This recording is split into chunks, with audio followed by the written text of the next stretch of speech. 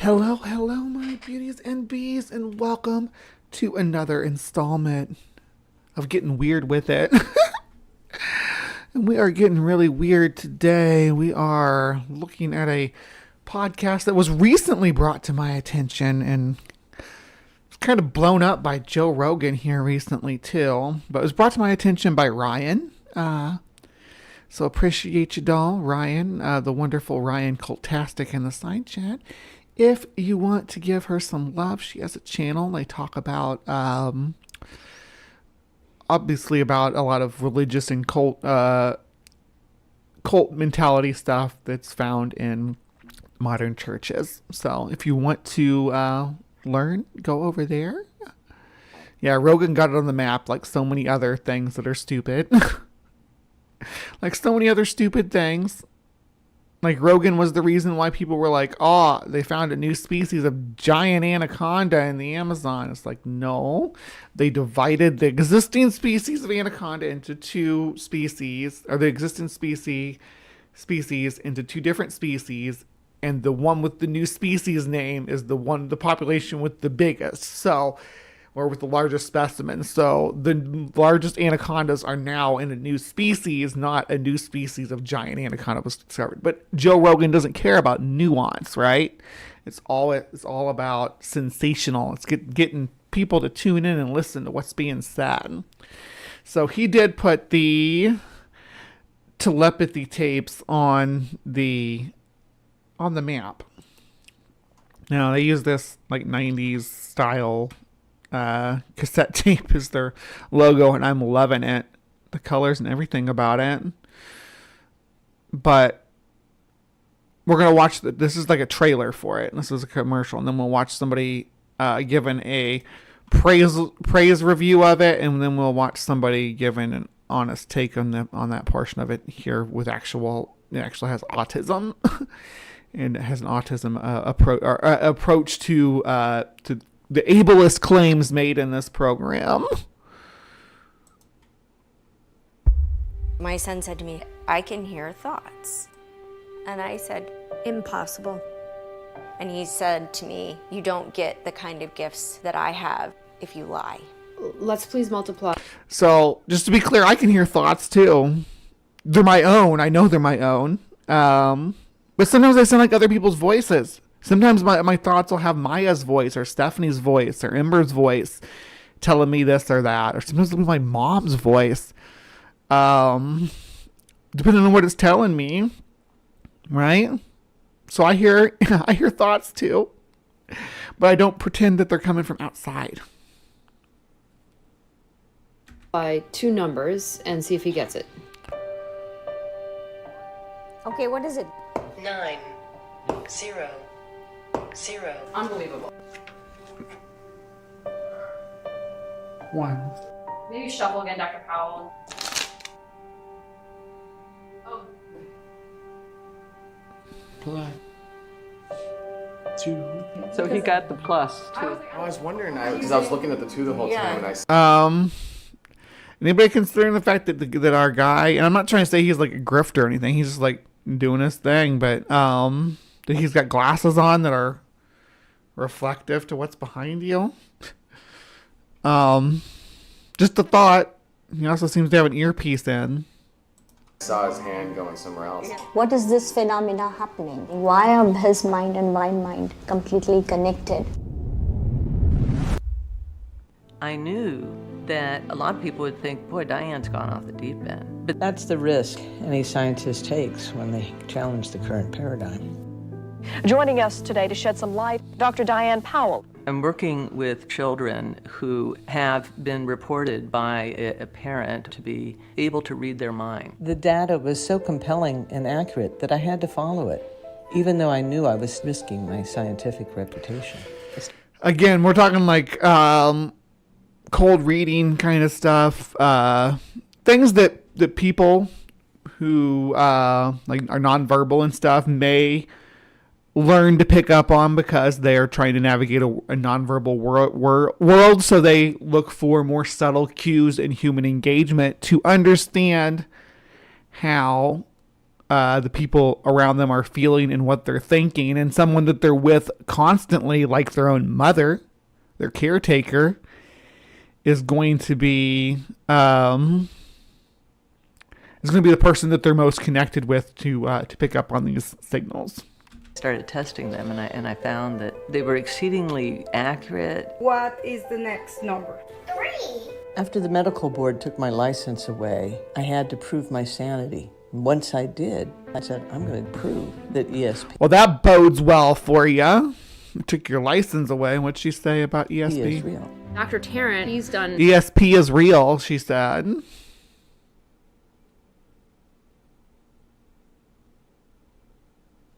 these QEEG scans to see what's going on. The biggest overall finding is really this increase of activation across all the brain waves. If there was no change, I would definitely be skeptical.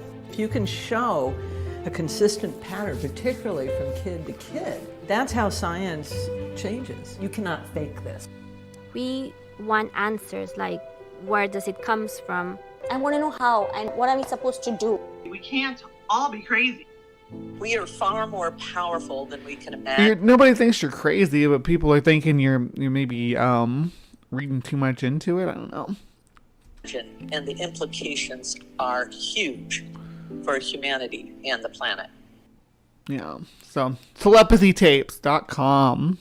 Help fund the documentary. I will not be helping to fund the documentary, but this is their website, right? In a world that often dismisses the extraordinary as mere fantasy, the Telepathy Tapes dares to explore the profound abilities of non-speakers with autism, individuals who have long been misunderstood and underestimated. These silent communicators possess gifts that defy conventional understanding, from telepathy to otherworldly perception, challenging the limits of what we believe to be real. For years, their parents and teachers have quietly witnessed these remarkable abilities, knowing that the time to share the truth would eventually come. But now, as the evidence mounts, the time has come to reveal what was been hidden in plain sight. This groundbreaking series challenges everything we think we know about communication and the human mind, inviting viewers to step into a reality where the impossible is not only possible, but happening every day. Through emotional stories and undeniable evidence, the Telepathy Tapes offers a fresh perspective on the profound connections that exist beyond words. Traveling with neuroscientist Dr. Diane Hennessy Powell, who is, as she just said, had her license taken away, witnessing mind-boggling telepathy tests and forging deeply intimate relationships with families around the globe. Host Kai Dickens invites you to contemplate the world through the eyes of those who speak without words. Prepare to be captivated, challenged, and ultimately transformed as the series shines a light on the untold capabilities of those who have been underestimated for far too long. And it's on all these paid sites. It's also got YouTube on here. And you can go here and they got episodes.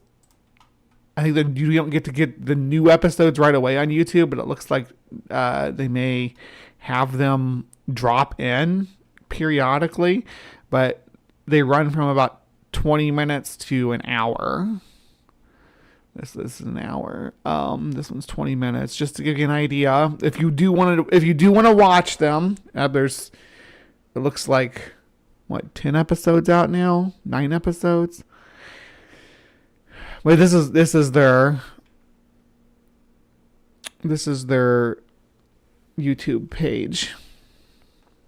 Get it all on playlist, of course, but I'm not sitting through 9 hours of the Telepathy Tapes. I will let other people who watched it give me the lowdown and tell me if there's anything significant that I need to jump out. I mean, I might watch it at some point. I may at least listen to some of it. Maybe I'll listen to it while I'm like going to sleep or something. Help me go to sleep, but we'll see. Anyway, that's the telepathy tapes. This lady is logically free spirited. Sea-bitten, solar-powered, logically free-spirited biker's daughter residing in Gotham at the corner of science and spirituality. So she does a lot of woo stuff, too. And she's really infatuated with the telepathy tapes. If you can't tell, we're going to watch her first little video about it. She goes on as much as the full episodes, about each episode, but we're just going to watch her general take on it. But she's fairly new, too. I guess not fairly new. She's been around for 4 years, but she's just recently started making this stuff, I guess, here about 3 months ago. Diving into the panic attack. She's just panic attack right here. Diving into the telepathy tapes. But without further ado, let's give her the floor. Let's give logically free-spirited the floor. Many times. I really hope it works. So many times. I really hope it works this time. I've struggled to even write the outline for this video because I just don't know where to begin. My mind is so warped right now. It's all I can think about. It's all I can talk about. And now I have to share it with you. We've got to talk about the telepathy tapes, a podcast that was recently sent to me by a friend. And when I say it's reality altering, I am not being facetious. It literally sent me into ontological shock, and it's honestly so beyond worth it, and I can't get enough.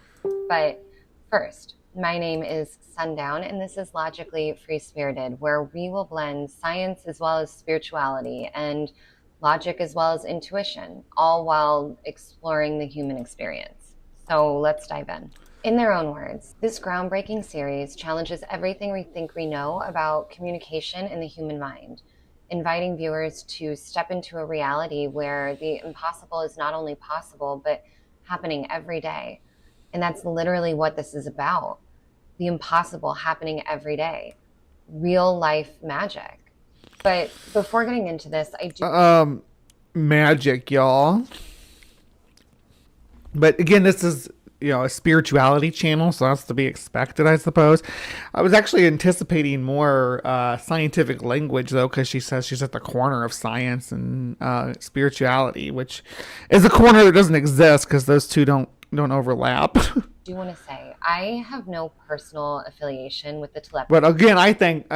I'm of the opinion that spirituality is a extension of sociology and psychology. So we have a different opinion on what spirituality is anyway.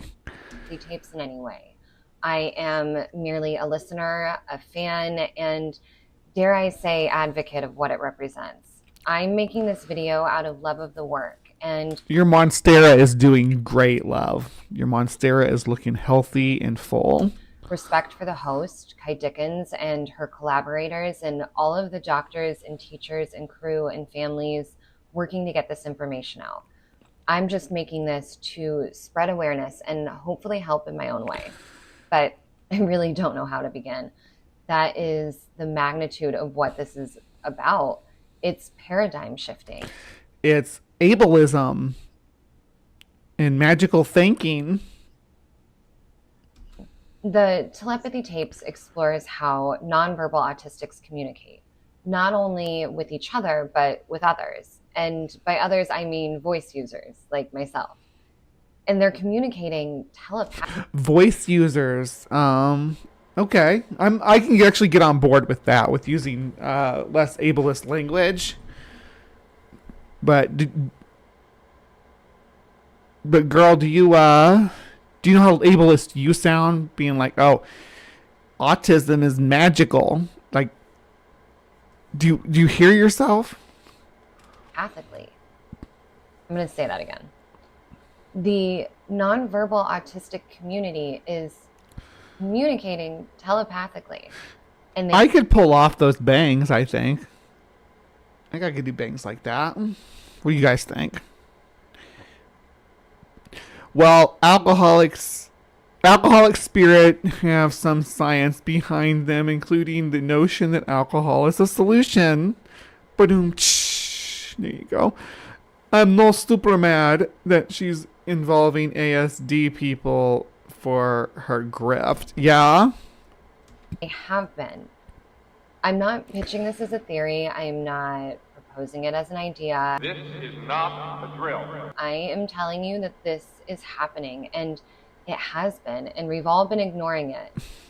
She's just asserting it. I'm not going to pretend that, or I'm not going to tell you that this is a theory or an idea. It's actually happening. It's not, though. You're being taken for a ride by the same kind of nonsense that James Randi debunked back in the early 80s or late 70s with Uri Geller and all that. You're just falling for the same grift again, except for this time it's people using their ASD kids as the pawn, because ASD people are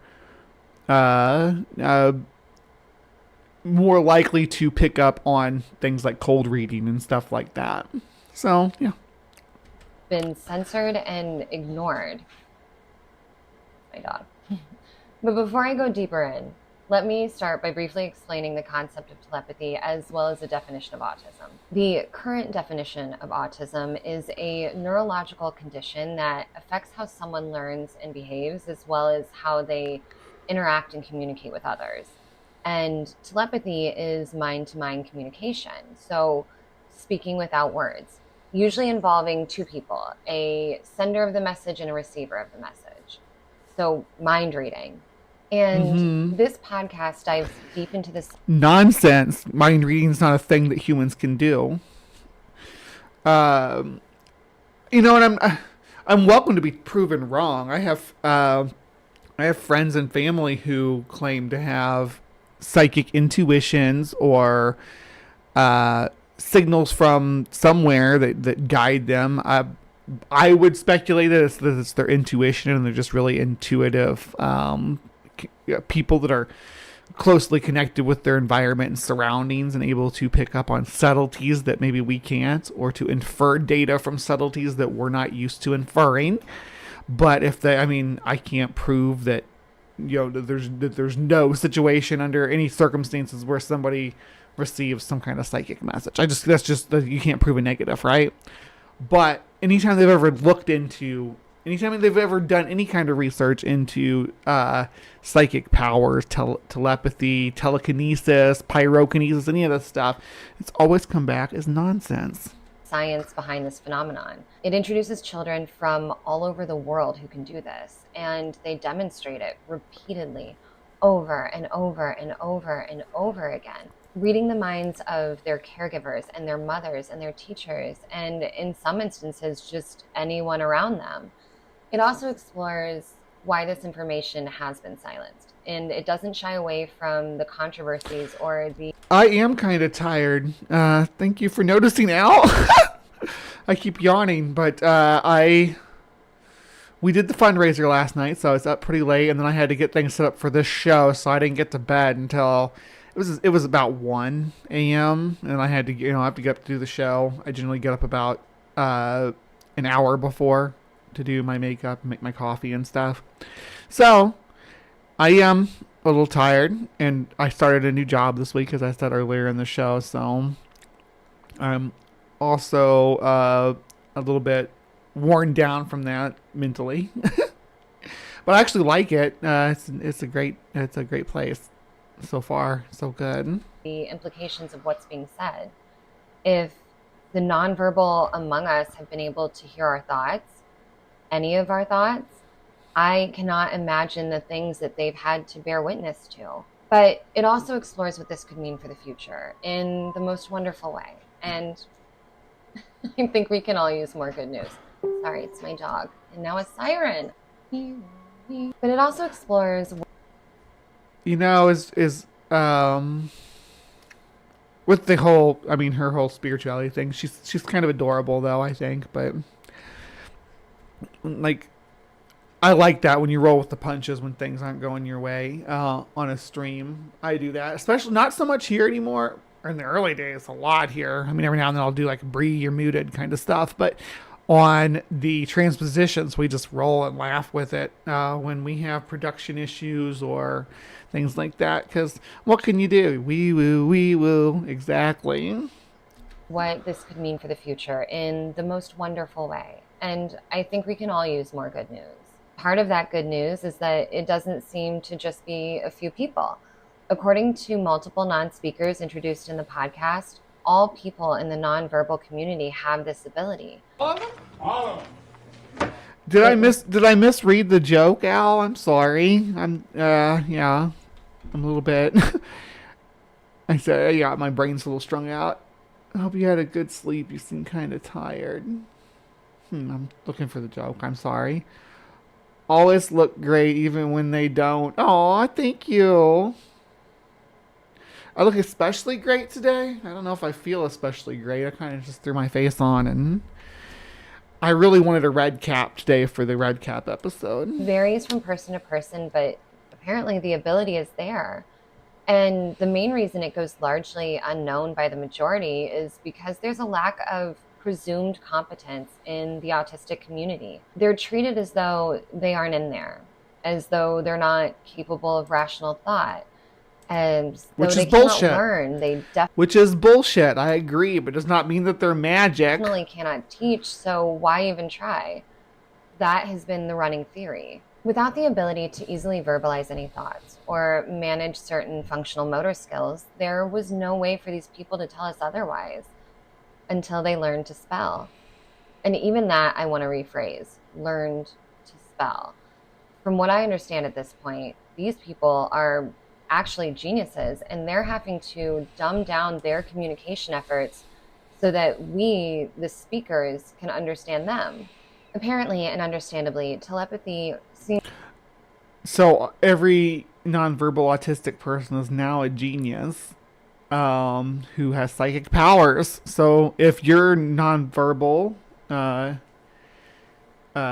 ASD person out there, congratulations on your status as a true telepath. Please watch the mail for your enrollment at Xavier's School for Gifted Young People. Seems like a superior way to communicate. The nuance of emotion and meaning doesn't have to be deciphered by tone or punctuation or facial expressions, i.e., trying to figure out if that text message or email was sarcastic or sincere. It's written in plain English. What does it mean? The thought is just directly and clearly and wholly communicated. Do you get it, Lana? Sandra, do you get it? My point is... The cutaways kind of like go way against the tone of the video, don't they? Is that the autistics that start to spell have made it very clear. They know exactly what's going on, and they know way more than we can comprehend. There are multiple examples throughout the podcast of these spellers demonstrating knowledge that defies reasonable logic. Like, have you just try? Maybe if you stop talking, you'll become telepathic. Who's your buddy? A girl who can read obscure hieroglyphs, or a 5-year-old boy who speaks over 8 languages when his family speaks just 1. And not only can they read the minds of others... That's... fixation on a special interest is, oh my gosh, it's a normal thing, not just for autistic people, but I'm an ADHD person, and I have that too, where I hyperfixate stuff. That's why I know so much about animals, like a ridiculous amount about animals, like more than I'll ever need to know, because my brain hyperfixates on stuff, but not even close to what somebody on ASD or with ASD might experience. They're communicating directly with each other across zip codes all over the world telepathically on another dimensional plane on these mental mounds they call the hills. And there's proof, and I'll get to that. The telepathy tapes starts with Vanderbilt educated filmmaker.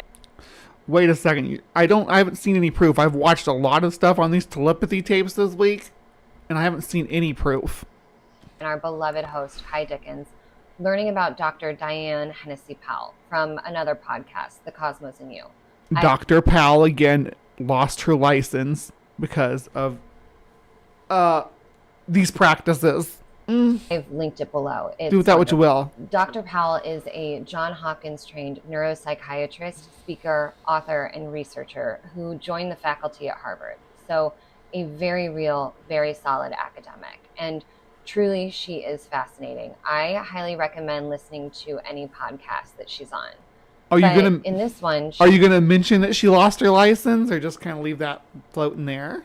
She's discussing her research studying savants, and she noticed that the majority of savants are autistic and or blind. Savants are people who demonstrate exceptional aptitude in something that they have no previous or formal training in, like Ellen Boudreau, who can play music perfectly after hearing it just once. She can also tell you the current time down to the minute without ever having the passage of time explained to her or ever seeing a clock, because Ellen is also blind. And she maneuvers the world not with a mobility cane, but with echolocation, by chirping with her mouth and listening to the reverberations around her. So Ellen's Daredevil now. Well, Daredevil, and then who's somebody who can do the music thing? I don't know, that kid from August Rush. This woman is autistic. She's also a savant. She's also a fucking badass. Or Stephen Wiltshire. That's true. And instead of giving her the credit for just being an exceptional person with exceptional abilities, you want to give her supernatural powers, which is like it's not the same thing as being really good at something, right? It's not the same thing as having superpowers. Who can accurately draw detailed landscapes of cities after seeing them briefly just once.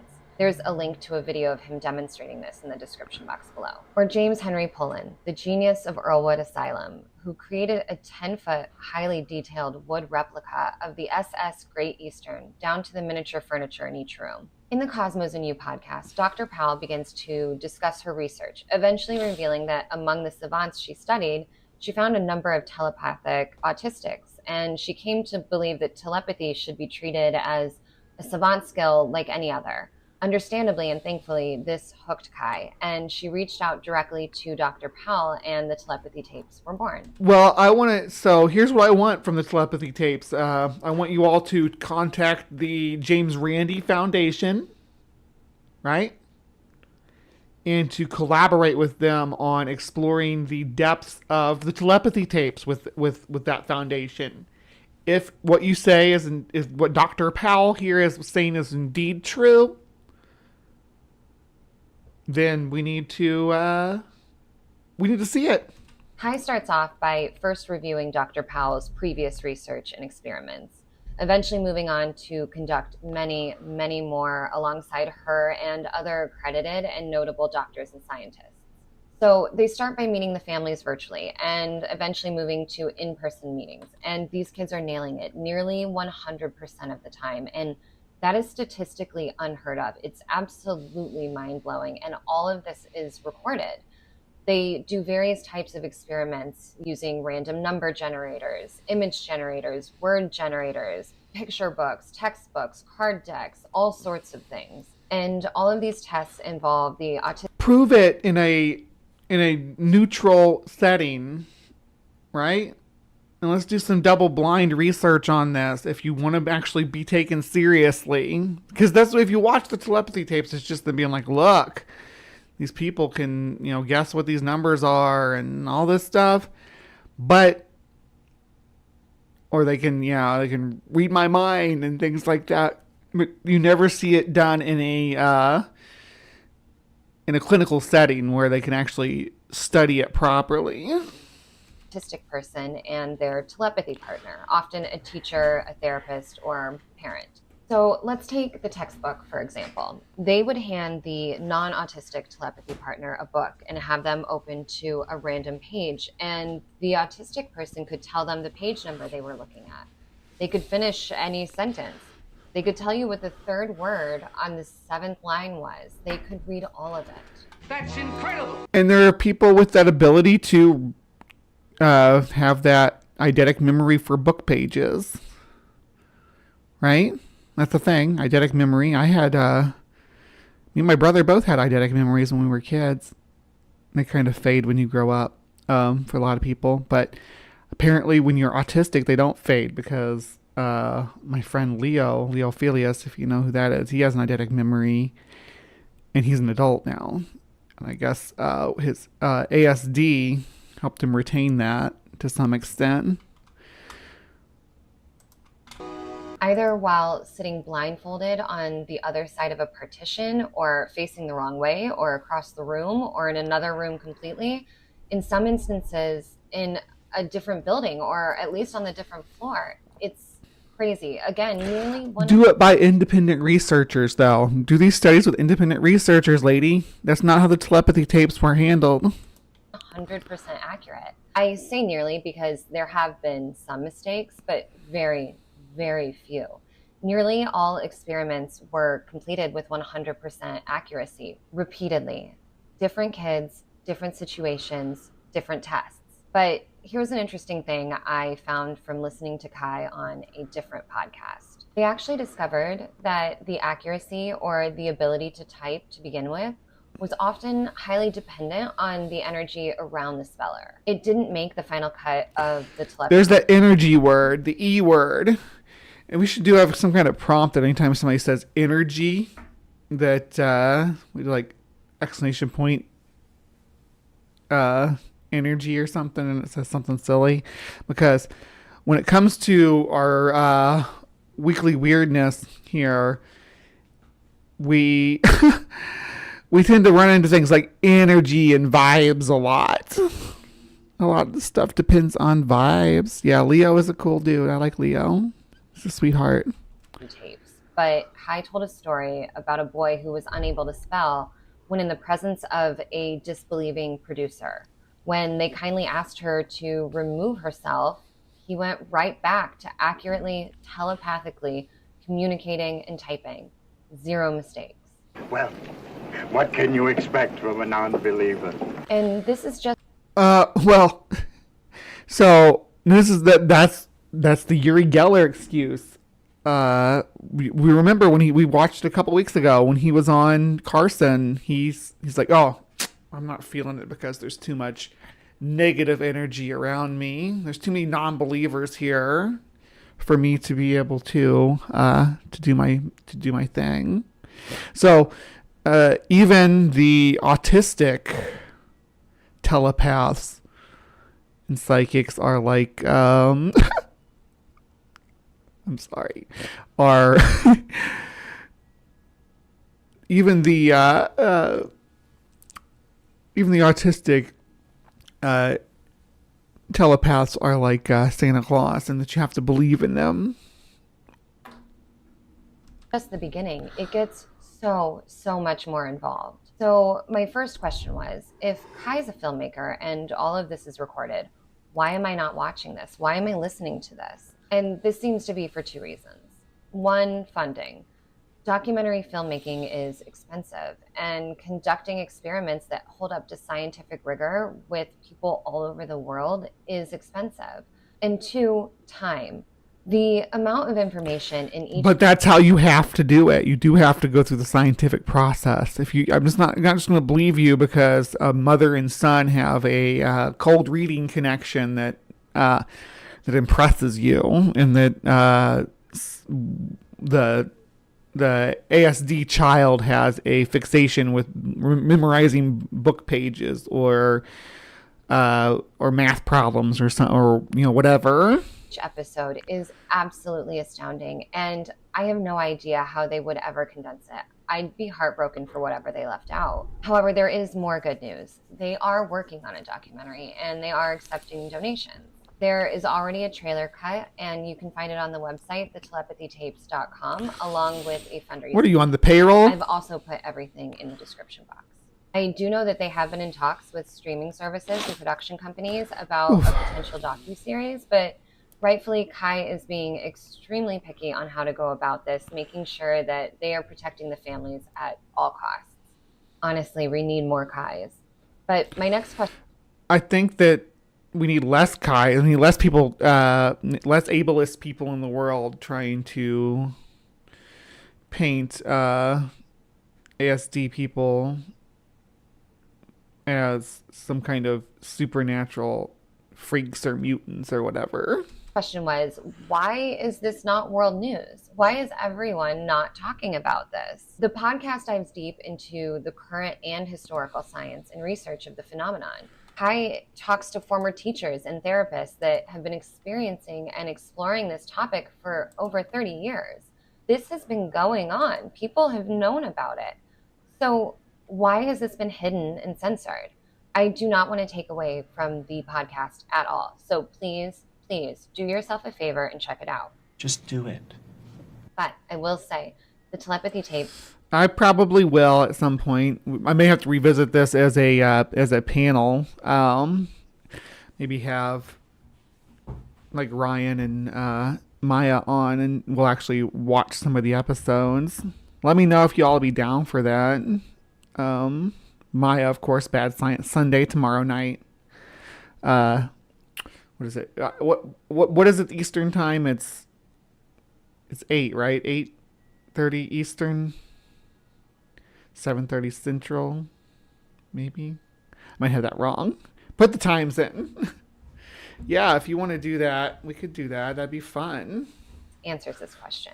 They discuss the religious fears around ESP, as well as the controversies surrounding the communication methods. Not just telepathy, but how these kids are communicating that they're telepathic, how they are indicating what page number their mom is looking at across the room, the ways in which they are spelling or typing, with letterboards or iPads.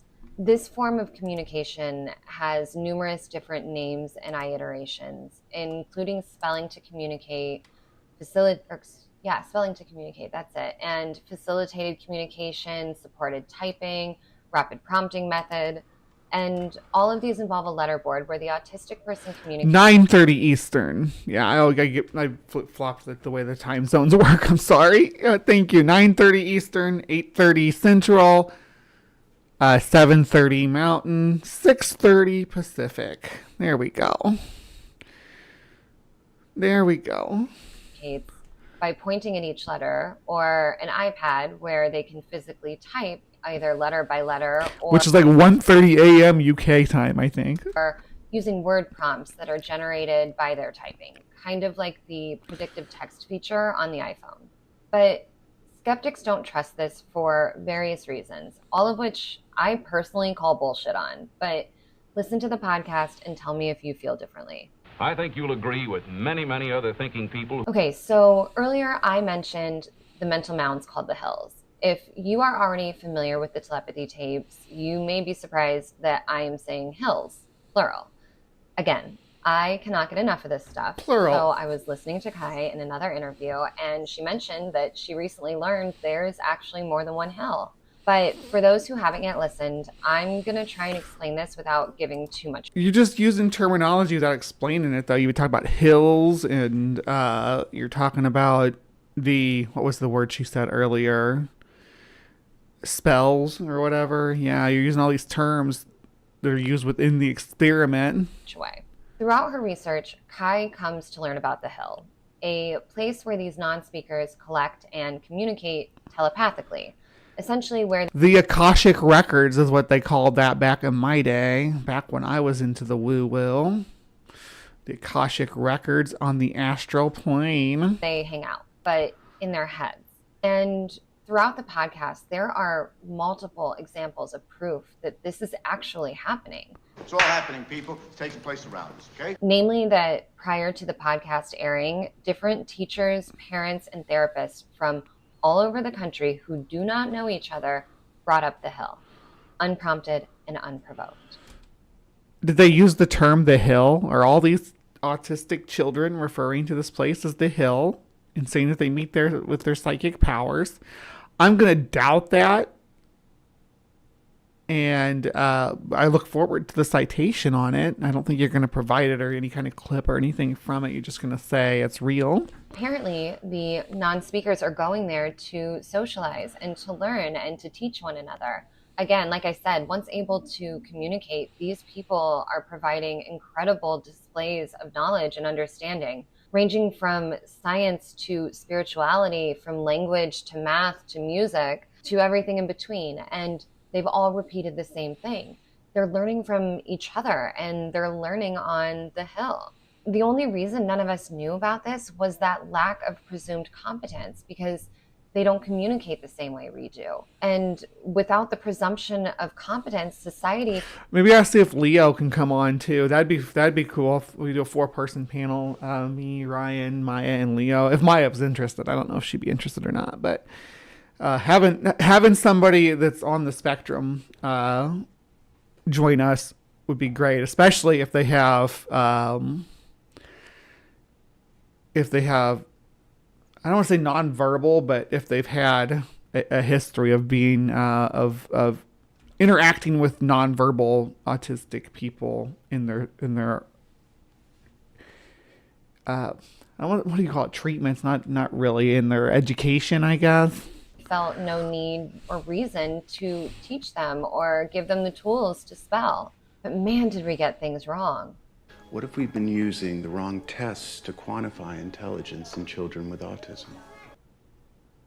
This is also not in the podcast. I think that's true. That's valid. I think what you all are doing now here is dangerous and detrimental to understanding the autism spectrum. But I recently learned, again from Kai, about a young autistic boy who is working with doctors and scientists to help find relief for autistics with severe brain-body disconnections. He apparently pointed them to a particular element on the periodic table that they hadn't previously considered an option for healing. And then he told them not to put it into a pill or an injectable, but into a lotion that could be applied topically. So they did, and they're testing it, and apparently it's working. Citation needed. All her citations are like this one time, this one kid, this one person, this one doctor. It's like, lady. It's incredible. Again, this isn't in the podcast. I'd love to dive deeper into this research. So let me know if you want a video on it. Okay, the final question. What do we actually do with all this information? In one afternoon, I binged probably the first 4 or 5 episodes, and I found myself emailing Kai directly and singing her praises, telling her my mind was officially blown and asking how I could help.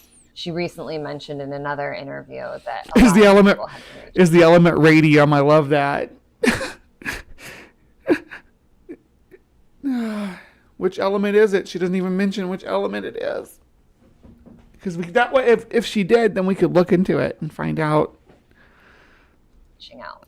How can we help? She said the main thing that anyone can do to help right now is to get to know the non-speakers in their community by volunteering and partnering with organizations in their area. By getting to know these people, by getting to know who they are and what they have to say, what they're interested in, and how to best communicate with one another, massive shifts will start happening. Not just shifts in the autism community, but shifts in the world as we understand it. Thank you, PC. Yes, go look at the Cryptic Corner t-shirts. There is a special one that will be running through, I had it set to run through May for the Fresno Nightcrawler.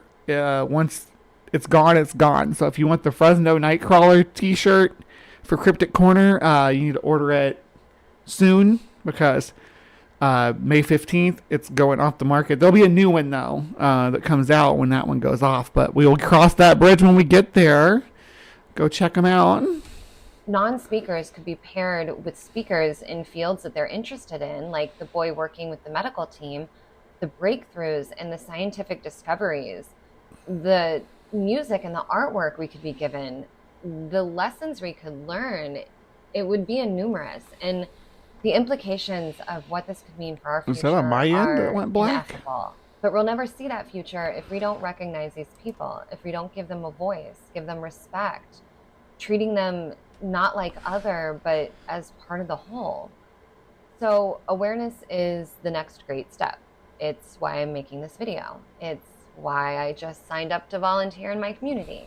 The podcast gets into the roles that energy plays in communication. It goes into animal telepathy and two-way telepathy.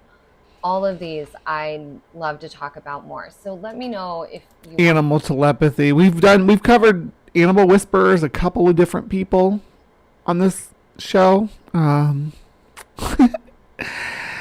If you want to see more animal and pet psychic stuff, though, let me know. I mean, as I said, when you put things on the poll, you put a channel, you list a channel or a video in the comments. I will look into adding it to the next poll if it's something that I think I could cover and get some education out of. Want a part 2? I think mainly I want to talk about the mind-body connection and disconnection. For instance, what does this information mean for multiple personality disorders? What does it mean for spontaneous savant syndrome in people who have had traumatic head injuries or near-death experiences? What does this mean for reality? So again, please go listen to the telepathy tapes. And can we start calling it DID? It just seems more appropriate to use that terminology for anybody who deals with that condition. And share it, and then come back and let me know what you think. And please like and share and comment on this video so that the algorithm picks it up and it gets out to more people. Again, awareness is the next great step. And truly, there's so much more to say. So let me know what you want me to cover next. And remember, always embrace both critical thinking. And what she covered next was just more telepathy tape stuff. Like, that's what she's covered for the last couple of months. But this is a channel, let's pull this up here. For literally years. Autistic AF, right? Mike and the Autistic Cats. And it's a channel where he talks about autism and struggles with autism, research on autism, sort of gives a well-rounded point of view as a person on the spectrum to different topics that come up that affect autistic people directly.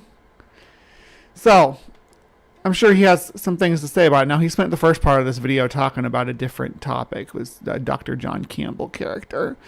But we want to talk about the telepathy tapes. So the second half of this video is about that. Trump and RFK in this video because I've already spoken about them here in an earlier video linked in the description. And if you find this sort of debunking content helpful, please give this video a like and consider subscribing if you want more content on autism myths, I guess, and neurodiversity. I'd love to grow this channel past the one run by a certain questionable autism charity, so thank you for supporting me. Section 3. Enter the telepathy tapes. Now for our second star of anti-intellectual culture, the telepathy tapes.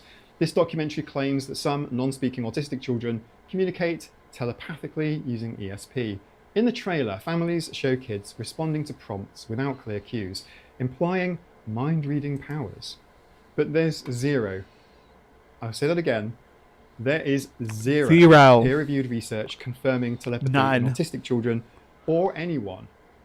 So the kids are communicating, yes, but is it telepathy? That's never been replicated in controlled experiments. Researchers have tried to prove telepathy for ages. The Ryan experiments, for example. And we covered the CIA's work, MK Ultra. We've turned over a lot of stones in the research of telepathy here in recent months. James Randi's $1 Million Challenge, which nobody succeeded in claiming, because these are being tested under strict conditions. Often it's subtle cues, wishful thinking, or something called facilitated communication, which has been thoroughly debunked. Facilitated communications results vanish under controlled tests where the facilitator can't see the prompts. I think the thing that's bugging me about this, that's niggling me, is that this narrative paints autistic children as magical or mystical, which is ignoring their real need for evidence-based supports like AAC or sign language or speech therapy.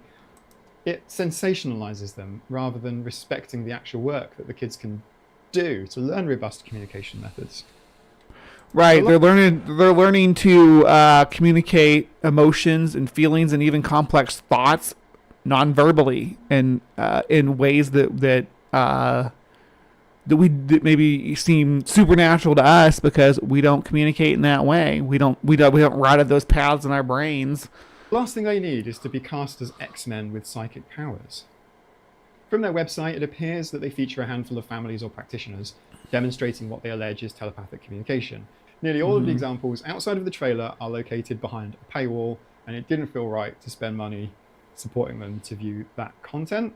But one thing is consistent. It's autistic children shown seemingly responding to questions or prompts from an adult with no traditional visible or audible cues. So we're left to assume they have mind-reading powers. To be clear, there's zero peer-reviewed research to confirm telepathy in autistic individuals, or anyone for that matter. This doesn't mean the kids aren't communicating though, and they are using their autistic brains, but the claim of telepathy and ESP has no scientifically validated mechanism behind it, and every time it's tested, it fails. But the recent telepathy claims bring up some deep-seated myths about autistic people. Sometimes savants, having literal superpowers. It's as though we're mutants, on one hand, unable to predict what other people are thinking, sarcasm, and on the other hand, able to literally read minds. ESP itself has been thoroughly debunked. Isn't that like super counterintuitive, but the ableistic point of view people have towards ASD in general, as being, oh, these people don't know how to communicate emotions and things like that on one end, and now they're saying, oh, but they're psychic on the other. Researchers have conducted numerous controlled experiments trying to demonstrate telepathy, including the famous Rhine experiments at Duke University, and none have produced reliable, replicable results. When proper controls are in place, like preventing subtle physical cues, some little like touching, a little bit of prompting, when you implement double-blind protocols, use randomized trials, the supposed telepathic abilities disappear. This is James Randi, the renowned investigator and TV magician, who even offered a $1 million prize. It held in escrow, this is completely legit, for anyone who could demonstrate paranormal abilities under controlled conditions. That's the key. Controlled conditions. Immune to trickery. The money was held in escrow and required scientific evidence to win it.